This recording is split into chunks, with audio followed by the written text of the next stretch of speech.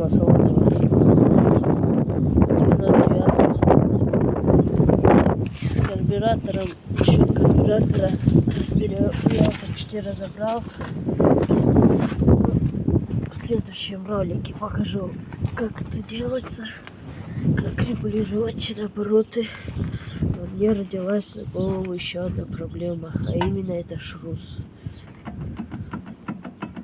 Стук по движению был очень сильный. Она и так шатается, и вот так шатается. Там зубья, по всей видимости, разбила. И поэтому лучше его заменить. Еще и здесь пыльник. Вообще все. Туда еще и песок попал. Его обязательно нужно заменить. По всей видимости, там зубья разбила, и она может в любой момент разлететься.